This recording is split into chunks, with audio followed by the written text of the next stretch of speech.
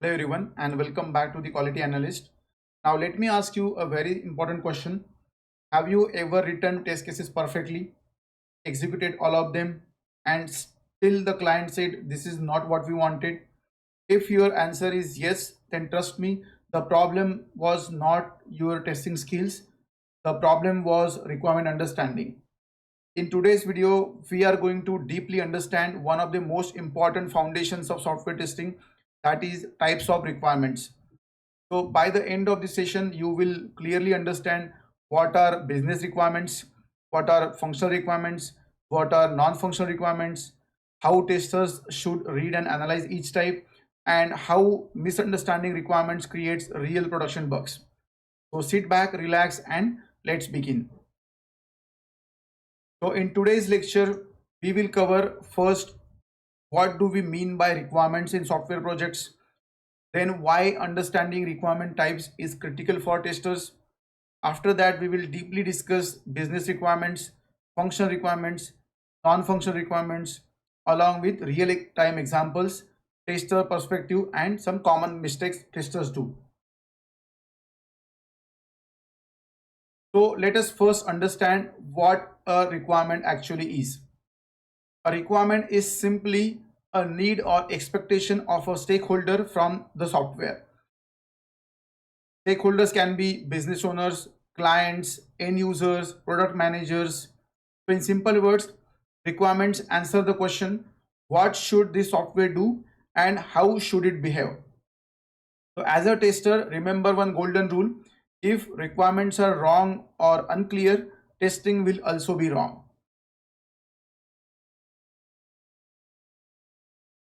So why tester must understand the requirement? So many beginners think requirements are BA's responsibility, analyst responsibility. Testers will just test. This is completely wrong. Testers must understand the type of requirements because test scenarios come from requirements. Test cases are derived from requirements. Acceptance testing depends on requirements. Even bug severity depends on the requirement impact. So a strong tester always asks which type of requirement is this.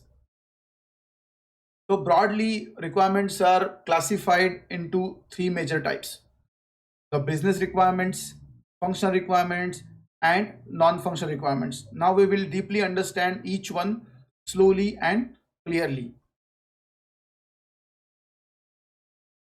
So let us start with the business requirements. The business requirements define why the software is being built. They focus on business goals, business needs, business problems. So they are high level and non-technical, usually written by business stakeholders, product owners, or the business analyst. So let us first understand one example, like simple example for business requirement. The company wants to increase online sales by allowing customers to purchase products through a mobile application. Now notice something is very important. This requirement does not say which technology to use, how login should work, how payment should happen. It only talks about the business goal, that is increasing sales. So as a tester, you should understand who is the end user, what is the business objective, and what success looks like. So testers do not write business requirements, but testers must understand them. From business requirements, testers understand end-to-end flow, the user's expectations, acceptance criteria for UAT testing.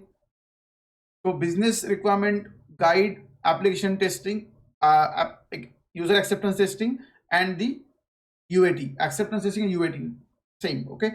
So mostly from testers perspective, business requirements are important for end-to-end flow, to understand user expectations, to help understand acceptance criteria for the UAT testing. So now let us move to the functional requirement.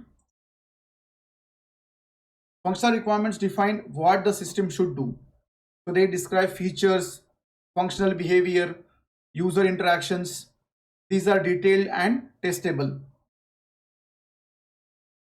So let us take some examples. So example one, users should be able to log in using username and password, or an email or a password. Okay. Example two, users should be able to add products to the cart.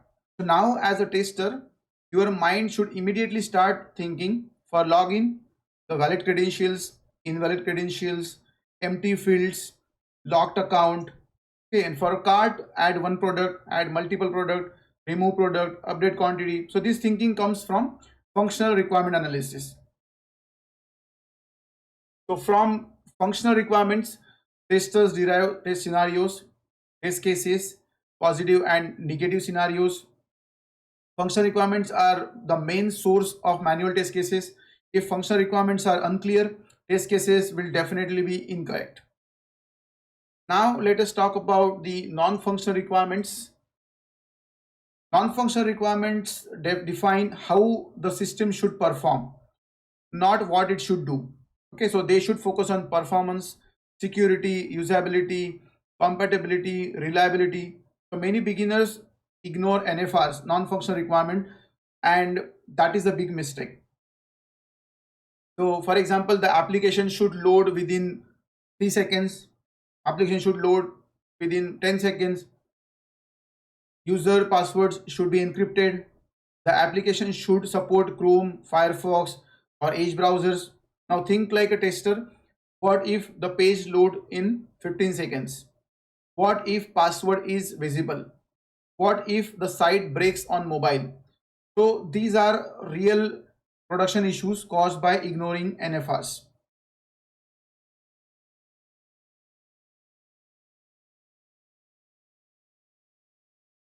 So now let's talk about the comparison between functional and non-functional requirements. So the functional requirements define what system does. Features, it is feature based, such as login, sign up, payment, whereas non-functional define how system behaves.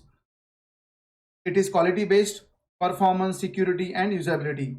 So a good tester always tests both, that is functional as well as the non-functional requirement. So now let us combine everything with one example. The business requirement, for example, like the example of business requirement, increase online sales. Okay, the functional requirements for it are user registration, product search, add to cart, payment processing, whereas the non-functional requirements such as page load is should be less than 3 seconds, then a secure payment, it should be mobile, responsiveness should be good. Okay, so now imagine testing only functional requirements and ignoring performance. So even if the feature works, user will leave. This is why all three types matter. So now let's talk about some common mistakes testers make, such as focusing only on functional requirements, ignoring the business context, skipping non-functional testing, making some assumptions. So always remember, every bug starts with misunderstood requirements. Okay, so let's summarize. Business requirements define why, functional requirements define what, and non-functional requirements define how. So understanding the requirement types makes you a strong, confident tester. And with that, we come to the end of today's session. If this video helped you truly understand types of requirements, make sure like this video, subscribe to the Quality Analyst, and share it with someone who is learning software testing. Keep learning, keep testing, and always think like a quality analyst. See you in the next lecture.